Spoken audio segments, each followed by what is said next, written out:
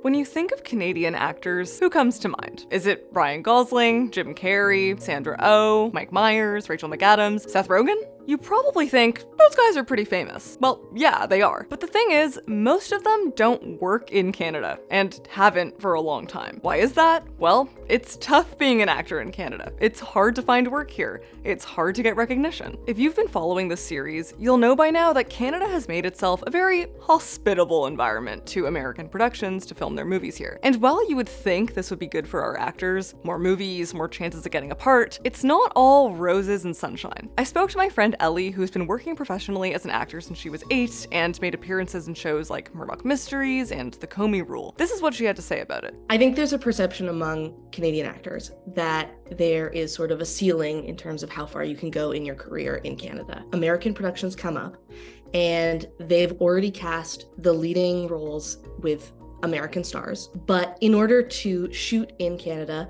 they get a tax credit for having a quota of Canadian talent. So what ends up happening is a lot of the supporting and guest roles, sometimes if you're lucky, background gets filled out with Canadian talent. And you're more likely to get a leading role in a Canadian production, but you do sort of feel like it's a bit of an uphill battle. There's sort of this sense of like, will I actually ever have like a fulfilling and full creative journey as an artist in this country? And then it also creates like an atmosphere and a hierarchy on set. A lot of Canadian actors just anecdotally find that they're sort of treated as like second rate. But things aren't so great for American productions at the moment. I'm sure by now you're familiar with the strikes happening in Hollywood. One of the groups striking is SAG-AFTRA, the American Actors Union, who are fighting against a set of proposals that will threaten working conditions for actors, really all over North America. I spoke to Ellie again months later after the strikes were underway, and this is what she had to say.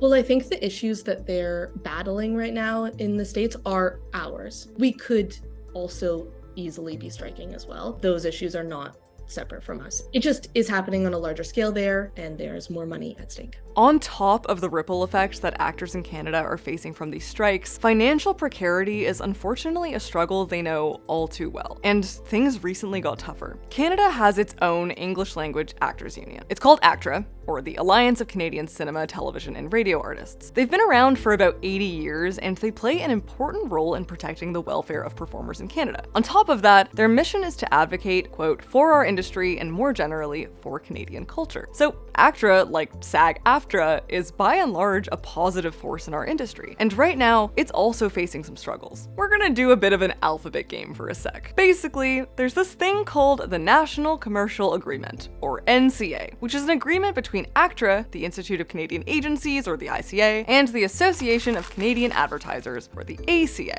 Every few years, ACTRA and the ICA and the ACA negotiate the terms of their agreement. But this time around, there's been a rift. There's a whole lot of he said, she said going on here, but basically, the ICA is arguing that there's this 2008 clause in the agreement which makes it so that US agencies signed with the ICA must use union talent in their commercials. And since 2008, says the ICA, older ad agencies who signed the agreement are mad because they have to abide by higher labor costs and like pay their talent appropriately. When newer agencies who didn't sign the agreement can save a bunch of money by using both union and non-union talent, and that they're accessing the union talent through third-party companies so that they don't have to sign the NCA. This has led to a dynamic that the CEO of the ICA, Scott Knox, calls an unlevel playing field. And because of this, the ICA, the advertising people, decided not to renew the agreement last year. But ACTRA says that the ICA just walked away from the bargaining table without a discussion, and that this is essentially just a form of union busting, or an attempt to make the conditions harder for actors in the workplace. Since the dispute started over a year ago, union talent from ACTRA claim they've now been frozen out of working with the ICA's super long list of major international clients. In other words, Canadian union actors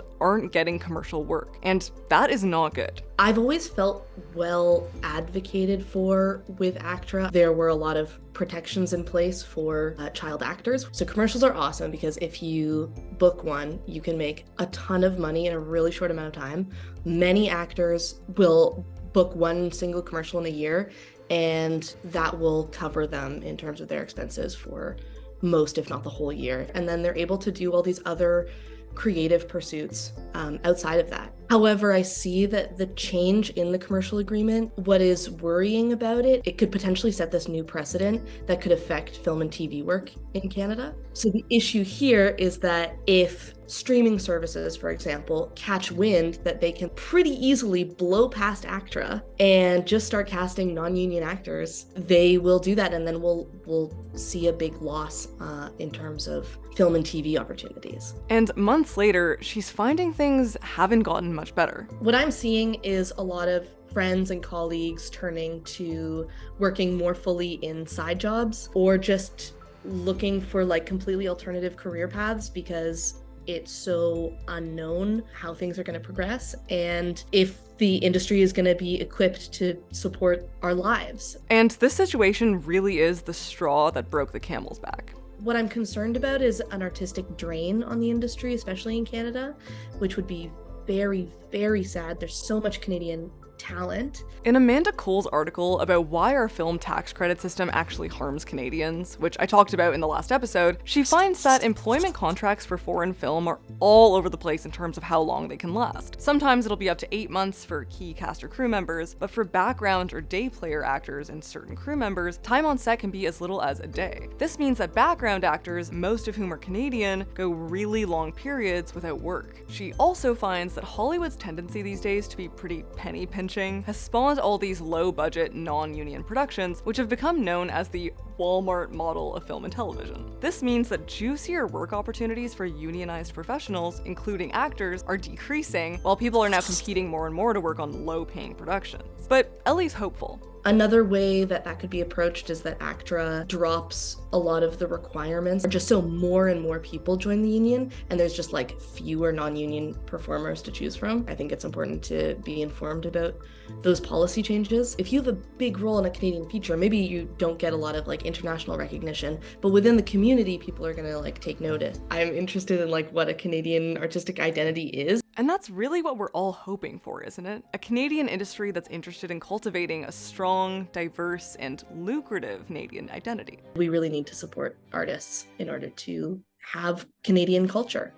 What are we without storytelling and the arts and tradition and culture? I think as we stand in solidarity with the actors striking in the US, it's important as Canadians to support our actors here as well, and keep in mind that they've been facing their own set of hurdles for a long time now. Being an artist generally is like a bit of an embattled vocation right now. I think being a Canadian actor means that you're going to spend your whole life basically wondering if you should be trying out this career somewhere else. And that's a hard thing to live with. In the last year, as there's been this upheaval, I've been doing a lot more theater. I'm really happy that those opportunities are available in Toronto, but I found my year has been dominated by theater.